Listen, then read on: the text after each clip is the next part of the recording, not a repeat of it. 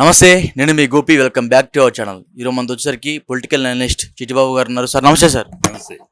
Sir మనం చూస్తున్నాము పిఠాపురంలో ఆల్రెడీ అన్ని అన్ని అంటే పోలింగ్ ప్రాంతాలన్నీ ముగిశాయి. పోలింగ్ కూడా జరిగిపోయింది. ముఖ్యంగా పిఠాపురం పవన్ కళ్యాణ్ గారు పోటీ చేసిన ప్రాంతం కాబట్టి సో అక్కడ భారీగా బెట్టింగ్లు జరుగుతున్నాయి. అంటే బెట్టింగ్ రాయిలు కూడా కోట్లాది కోట్లు పందాలు వేస్తున్నారంట. సో అది ఎంత మేరకు వాస్తవం అంటారు?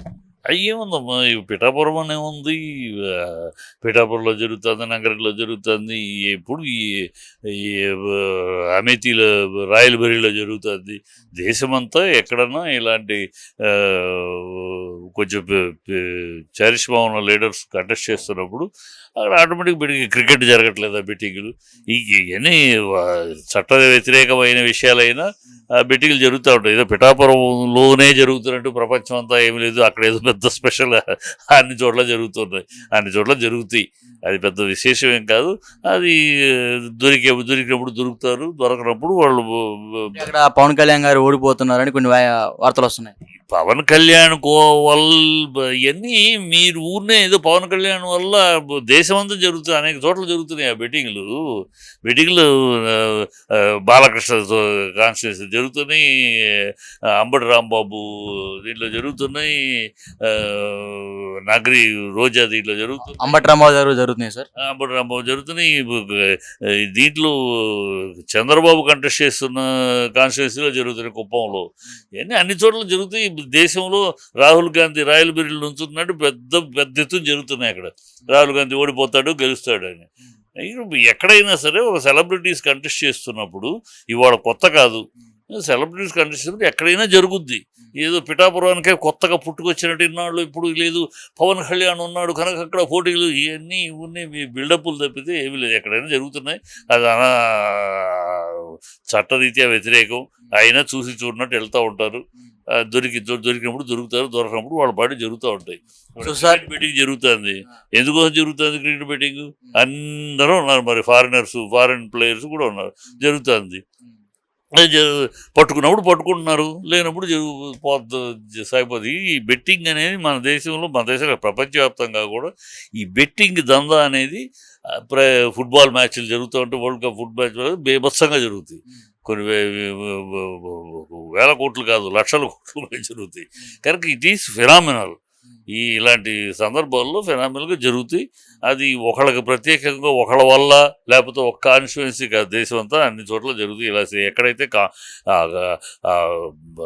People talk of the people అంటే సెలబ్రిటీసు, ఒక పొలిటికల్ కాంపిటేటర్సు అన్నప్పుడు జరుగుతాయి. అవి జరిగితే అంతే. దానివల్ల పిఠాపురంలో స్పెషల్ అనేది లేదు, అన్ని చోట్ల జరుగుతుంది. సార్ గతసారి కూడా పవన్ కళ్యాణ్ గారు 2 చోట్ల పోటీ చేసి ఓడిపోయారు. ఈసారి కూడా పిఠాపురంలో ఓడిపోతారు అని కొన్ని వార్తలు వస్తున్నాయి. ఇది అది నిజమంటారా?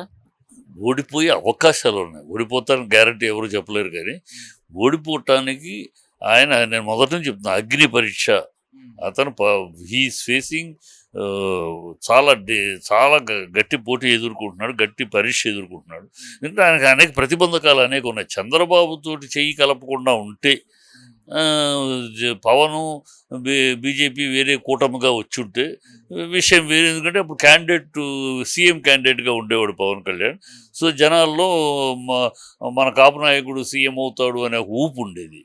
పవన్ కళ్యాణ్ గారి ఉద్దేశం ఏంటంటే జనాలు ఏముంటుందంటే జగన్ గారిని గద్దె దించాలి అని ఒక ఏకైక లక్ష్యంతో వీళ్ళు ఇప్పుడు కూటమి మీద ఏర్పడ్డారంట. అది రాజకీయ లక్ష్యం, అది కాదు కదా. వాళ్ళు దింపడం రాజకీయ. నువ్వు పార్టీ ఎందుకు పెట్టావు? పార్టీ జగన్ దింపడం కోసం పార్టీ పెట్టావా? నువ్వు పార్టీ పెట్టింది నేను ఏదో మార్పు తీసుకొస్తాను, నేను ఏదో చేస్తాననే కదా. నీ రాజకీయం ఏంటి, నీ ఫిలాసఫీ ఏంటి చెప్పాలి. కానీ వాడిని దింపుతాను, వీడిని దింపుతాను. నువ్వేంటి దింపేది? 10 ఏళ్ళు ఉండి ఇంకా నువ్వు పార్టీ నిర్మాణం చేసుకోలేని వాడు నువ్వేమి రాజకీయం చేస్తున్నావు? అలా అంటే కరెక్ట్ కాదు. ఏదో నువ్వు పార్టీ పెట్టింది ఎందుకు?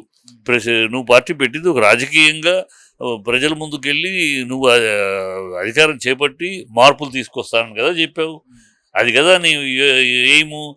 వచ్చేటప్పటికి నాకు ఆ కెపాసిటీ లేదు, నేను సీఎం అయ్యే కెపాసిటీ లేదు, నాకు పార్టీ నిర్మాణానికి లేదు, బూత్ ఏజెంట్స్ లేరు, వాళ్ళకి డబ్బులు ఇవ్వడానికి లేవు, ఇవన్నీ పెట్టి అతను దింపుతాను. ఏం దింపుతావు నువ్వు అతన్ని? నీ వల్ల ఏమవుద్ది? 21 సీట్లతో నువ్వు చేయగలిగేది ఏంటి? ఊనే ప్రగల్భాలు మాటలు అంటారు వీటిని. పవన్ కళ్యాణ్ గారు గేమ్ చేంజర్ అంటున్నారు. ఎవరనేది ఆయన ఫ్యాన్స్ అనాలి, ఫ్యాన్స్ అలా అంటారు, ఫ్యాన్స్ అలా అంటారు. గేమ్ చేంజర్ అంటే ఏమి గేమ్ చేంజర్ అవుతాడు? 21 సీట్లు పెట్టుకుని ఆయన ఏంటి గేమ్ చేంజర్ అయ్యేది? 21 సీట్లు కాదు, 175 నియోజకవర్గాల్లో అతనికి ఉన్న ఓట్ షేర్ మొత్తం. ఈ వంకాయ మాటలు, ఈ మాటలన్నీ పక్కన పెట్టండమ్మా. ఎప్పుడైతే ఆయన 60 సీట్లు కాదని 21 సీట్లకు దిగిపోయాడో అప్పుడే ప్రజల్లో అతను చులకన అయిపోయాడు. అతను మొత్తం ఏదైనా అతని మీద ఇమేజ్ ఉంది, అతని మీద మొత్తం రాష్ట్రం అంతా ఉంటే మొన్న రెండు చోట్ల ఎందుకు ఓడిపోతాడు? ఎన్నో ఉన్నాయి. ప్రగల్భాలు మాటలొద్దు, నిజాయితీ గ్రౌండ్ రియాలిటీలో మాట్లాడాలి. ప్రగల్భాలు మాట్లాడేసి ఏదో ఆయన ఫ్యాన్స్ తప్పట్లు కొట్టచ్చు.